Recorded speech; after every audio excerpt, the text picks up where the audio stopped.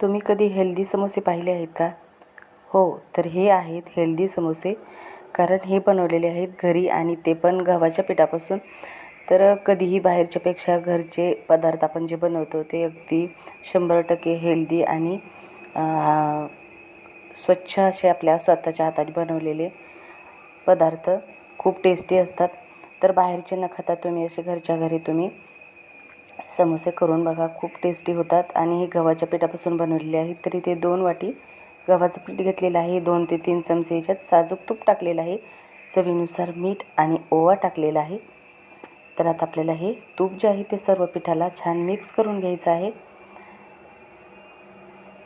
तर मैद्याचे न करता तुम्ही अशा पद्धतीने गव्हाच्या पिठाचे करून बघा, खूप हेल्दी आणि टेस्टी आपले समोसे बनून तयार होतात. तर हे खूप सैलसर आपल्याला तिंबायचं नाही आहे. कणकेपेक्षा थोडंसं घट्ट आपल्याला हे कणिक जे आहे ते छान मळून घ्यायचे आहे.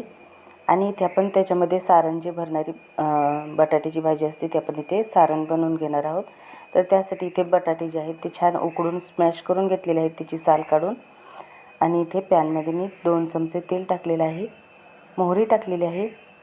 तर याच्यामध्ये मी वाटण तयार केलेलं आहे. भरपूर अशी कोथिंबीर आहे, 4 ते 5 हिरव्या मिरच्या आहेत आणि लसूण टाकलेला आहे भरपूर, जेणेकरून छान आपला समोसे जे आहेत ते खूप टेस्टी असे तयार होतील.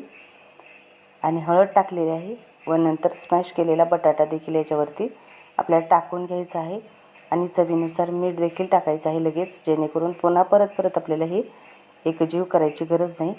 तर बटाट्याचे छान आपल्याला याच्यामध्ये फोडी ठेवायचे आहेत थोड्याशा, म्हणजे खाते वेळेस ते छान लागतील. आणि सारण थंड होते तोपर्यंत आपण इथे पीठ जे आहे ते परत एकदा मऊ करून घ्यायचं आहे आणि पारी लाटून घ्यायची आहे.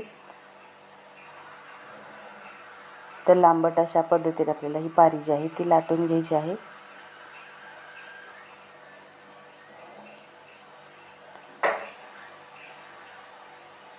तर खूप झटपट असे हे समोसे जे आहेत ते बनवून तयार होतात.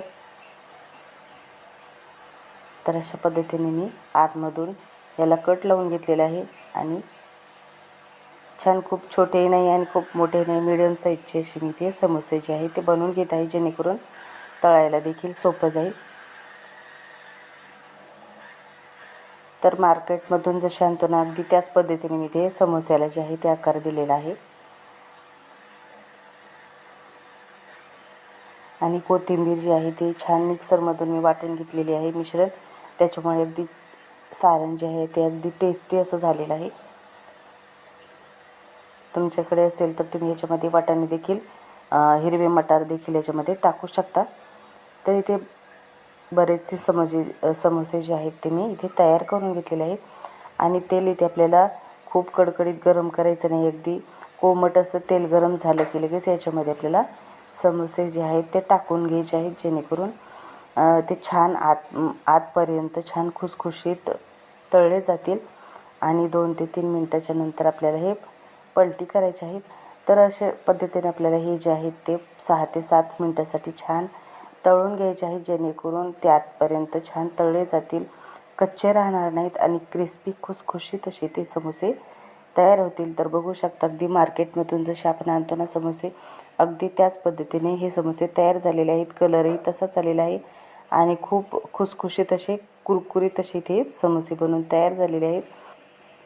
आपण खस्ता समोसा म्हणतो ना, अगदी त्याच पद्धतीने हे समोसे तयार झालेले आहेत. तर बाहेरचे नंतर घरच्या पद्धतीने तुम्ही अशा पद्धतीने नक्की बनवून बघा व पुन्हा भेटूया असेच एका छानशा हेल्दी आणि टेस्टी रेसिपीबरोबर. रेसिपी आवडली असेल तर रेसिपीला नक्की लाईक करा व पुन्हा भेटूया असेच एका छानशा रेसिपीबरोबर. तोपर्यंत बाय.